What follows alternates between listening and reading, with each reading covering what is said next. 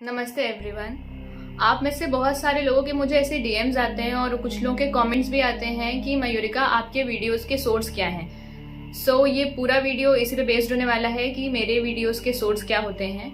To be very honest, मेरे videos का एक सोर्स नहीं होता, मल्टीपल सोर्सेज होते हैं। क्योंकि आपने देखा होगा कि जिस तरह का वीडियो मैं बनाती हूँ उस तरह का हार्डली आपको कंटेंट कहीं मिल रहा होगा। क्योंकि ऐसी चीज बोलना कि हिंदुइज्म और साइंस को, मतलब आज की एडवांस साइंस को एकदम उस टाइम के हिंदुइज्म से अच्छे से रिलेट कर देना, उस टाइप का मेरा वीडियो होता है। तो ऐसा अगर आप कहेंगे कहीं मुझे पढ़ने को मिले तो मुश्किल है कि पढ़ने को मिलेगा। क्योंकि बात ऐसी आती है कि जो आज के साइंस के टर्म्स हैं, जैसे कि gravity, time travel, parallel universe, ये सब जो चीजें हैं, ये एग्जैक्ट यही टर्म्स हमारे स्क्रिप्चर्स में नहीं मेंशन है।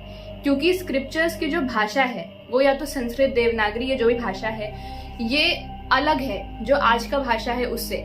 तो ऐसे में आपको थोड़ा सा ऑब्जर्वेशन चाहिए कि आपने वहां जो पढ़ा, अगर वो चीज एग्जैक्ट आज के किसी रिसर्च कॉन्सेप्ट से मिलती जुलती दिखाई दे रही है तो फिर आप उसे रिलेट कर पाओ कि हाँ वो चीज एग्जैक्ट वही है जो आज रिसर्च करने के बाद ये नया कॉन्सेप्ट हम ढूंढ पाए, ये था। इसके मैं आपको 2 एग्जाम्पल्स देती हूँ। पहला कि जो मैंने अपनी ब्रह्मा सीरीज की थी, जो कि 3 पार्ट में आए थे वीडियोस, उसके 3rd पार्ट में मैंने भागवत पुराण से एक कहानी के बारे में बात की थी, जिसमें कई सारे ब्रह्मदेव प्रकट हुए थे कृष्णा के सामने, और कृष्णा ने उन्हें समझाया था कि आप सब एक एक ब्रह्मदेव, एक एक ब्रह्मांड के रचयिता हैं और आपको दूसरे ब्रह्मदेव के बारे में ज्यादा जानकारी नहीं है, पर मुझे है।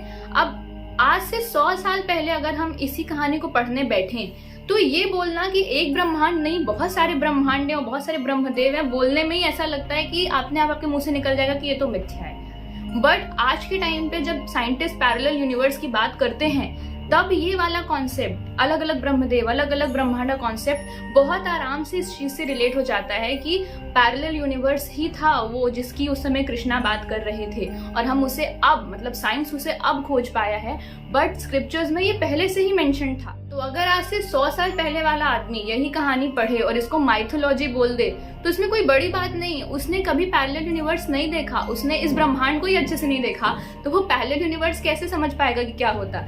तो वो इससे माइथोलॉजी बोले तो चलता है, उसको नहीं पता तो वो बोलेगा। बट आज के टाइम पे भी अगर कोई इसे माइथोलॉजी बोले तो फिर वो अनअवेयर है। इससे मिलती जुलती एक कहानी आती है माता रेवती की, या देवी रेवती की, हु वाज बलराम्स वाइफ, यानी कृष्णा के बड़े भाई की ये वाइफ थी। But she was born in सतयुग, और इनके फादर को अपनी बेटी के अनुसार वर नहीं मिल रहा था, सो वो ब्रह्मदेव से बात करने ब्रह्मलोक तक गए थे। And due to some reasons उनको वहां पे 5 से 10 मिनट तक वेट करना पड़ गया, क्योंकि ब्रह्मदेव किसी और से बात करने में बिजी थे। और उन 10 मिनट बाद जब वो उन्हें अप्रोच करते हैं कि मुझे अपनी बेटी के लिए एक आइडियल वर चाहिए जो कि मुझे लगता है कि आपने संसार में नहीं दिया है, तो ब्रह्मदेव उन्हें कहते हैं कि तुम यहाँ जो 10 मिनट वेट किए, उस समय तुम्हारी जो धरती थी उसमें 2 युग बीत गए। तो ये वाली चीज समझना कि ब्रह्मलोक में 10 मिनट बीते तो अपनी धरती में 2 युग कैसे बीत गए, तो ये चीज आपको पहले समझ में नहीं आती। लेकिन आज जब हम थ्योरी ऑफ रिलेटिविटी पढ़ चुके हैं और हमको ग्रेविटी और टाइम के बीच का रिलेशन मालूम है, आप में से जिनको ये चीज नहीं मालूम है, मैं इसी टॉपिक पे एक एलैबोरेटेड वीडियो बहुत जल्दी बनाऊंगी, तो बट जिन्हें मालूम है उनके लिए, तो ये चीज अब आपको समझ में आ रही है कि थ्योरी ऑफ रिलेटिविटी वाला ही कॉन्सेप्ट था जिसके बारे में उस वक्त वहां पे बात की गई थी। नाउ अगर हम ये देखें कि इस ग्लोब के, यानी इस प्लैनेट के जितने भी एंशिएंट कल्चर्स हैं, जो कि लाखों साल पुराने कल्चर्स हैं, like the ancient Greek culture, Japanese culture, ये सब काफी पुराने कल्चर्स हैं। हिंदुइज्म तो खैर ओल्डेस्ट है, इसकी तो मैं बात ही नहीं करी, तो ओल्डेस्ट है, क्यों तब इसलिए इसको सनातन बोलते हैं। सनातन मीन्स इटर्नल, लाइक जो समय की शुरुआत से शुरू हुआ और समय के अंत पे खत्म होगा, तो इसका ना आदि है ना अंत है, काइंड ऑफ। बट जितने भी एंशिएंट कल्चर इस प्लैनेट पे हुए हैं वो सब डीप डाउन किसी एक सोर्स से ही रिलेट करते हैं, जो कि हम भी जिससे रिलेट करते हैं। वो सब की पूजा करने का तरीका, या उन सब के जो चैंटिंग है, या फिर उन सब के जो गॉड्स और गॉडेसेस हैं, वो सब बहुत हद तक हमारे वाले से मैच करते हैं। आप देखते हो कि ग्रीक में हमें अपने ही देवी, अपने ही देवताओं के पैरेलल देवी देवता मिलते हैं, उनकी भी स्टोरी बहुत ज्यादा हमारी तरीके से वर्सेटाइल काइंड ऑफ होती है। तो ये जो चीजें हैं, ये जो कल्चर्स हैं, ये हमारी तरह ही उसी सोर्स से रिलेट कर रहे हैं जो कि एक्चुअली इस पूरे क्रिएशन का सोर्स है। अब आज के टाइम पे प्रॉब्लम क्या आती है? प्रॉब्लम ये आती है कि आपको ऐसे कंटेंट जहाँ पे हिंदुइज्म है या फिर एंशिएंट कल्चर ले लो, उसे साइंस से रिलेट करके बोलने वाले चैनल जैसे चैनल्स कम क्यों मिलते हैं? इसका सबसे बड़ा एक रीजन है कि जो भी लोग स्क्रिप्चर्स पढ़ते हैं या जो भी लोग शास्त्र वगैरह पढ़ते हैं, कोई भी अपने दूसरे कल्चर का भी अगर स्क्रिप्चर्स पढ़ते हैं तो हार्डली वो मॉडर्न साइंस में इंटरेस्ट लेते हैं। फिर उनको parallel universe, theory of relativity, theory of infinite possibilities, time gravity का रिलेशन, ये सब पढ़ने में इतना कुछ खास इंटरेस्ट नहीं आता है क्योंकि वो स्क्रिप्चर्स पढ़ रहे होते हैं। अब जो सिर्फ साइंस पढ़ रहे हैं उनके तो पहले वो माइथोलॉजी है, तो वो तो वहां पे मुड़ के कभी उसे पढ़ने नहीं वाले।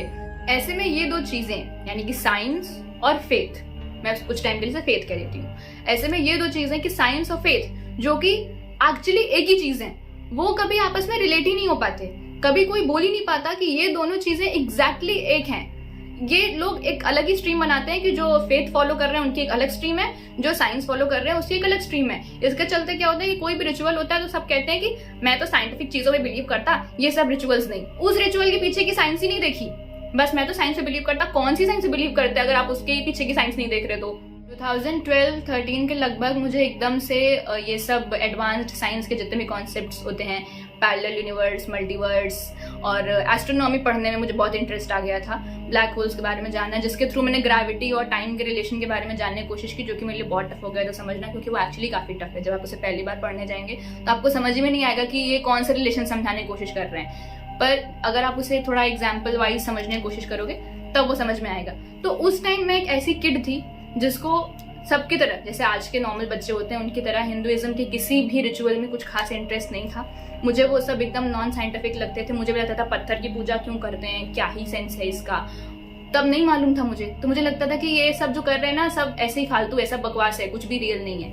But I think this was divine's will कि 2016-2017 तक आते आते मैंने एकदम से सोचा कि माइथो है तो क्या हुआ, पढ़ लेते हैं थोड़ा सा हिंदुइज्म के बारे में भी, कुछ नहीं तो कम से कम कहानी की तरह पढ़ लेते हैं। हैरी पॉटर भी तो पढ़ी थी तो इसको भी ऐसी कहानी की तरह पढ़ते हैं। बट जब मैंने पढ़ना स्टार्ट किया तब समझ में आया कि जो साइंस के कॉन्सेप्ट्स हैं उनको अगर हम अपने स्क्रिप्चर्स के पैरेलल रख के पढ़ें तो उन दोनों में कुछ खास अंतर दिखाई नहीं देता।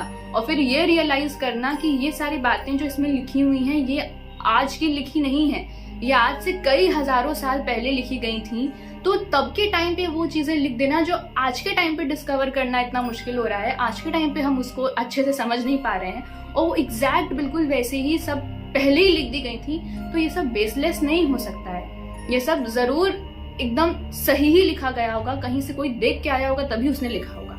मैंने इस साल फरवरी में जो अर्जुन की दिव्य दृष्टि वाला वीडियो किया उस पे आप लोगों के बहुत अच्छे रिस्पॉन्स आए, क्योंकि आप सबने अप्रिशिएट किया उसे ये कह के कि वो एक बहुत ही अलग टाइप का कंटेंट है और ऐसा हमने आज तक नहीं देखा और ये सब कुछ। कुछ लोगों के नेगेटिव भी आए, कुछ लोगों ने ऐसा भी बोला कि बोल तो ऐसे रही है जैसे खुद देख के आई हो, बट कोई बात नहीं, आपने 5D और 6D वर्ल्ड भी तो नहीं देखा, लेकिन साइंटिस्ट उसके बारे में खुल के बोलते हैं और एकदम श्योर होके बोलते हैं, तो हवा में तो नहीं बोल रहे होंगे ना।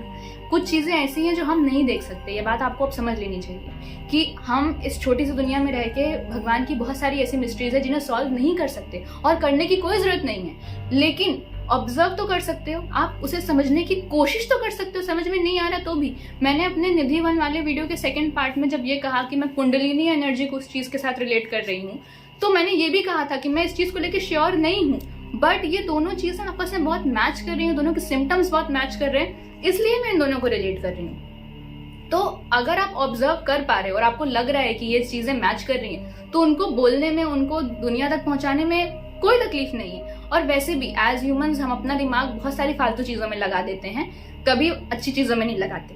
तो अगर हम इस चीज में अपना दिमाग लगा रहे हैं तो ये अच्छी बात है। एक बात जो कि परम सत्य है वो ये है कि ये जितनी भी क्रिएशन है, जितनी भी जो हम देख पाते हैं नहीं देख पाते हैं, सारी ये सब किसी एक सोर्स से आई है और वो सोर्स इनफाइनाइट है, और हम अपने सारे काम के थ्रू अननोइंगली भी उस सोर्स को ही समझने की कोशिश कर रहे होते हैं।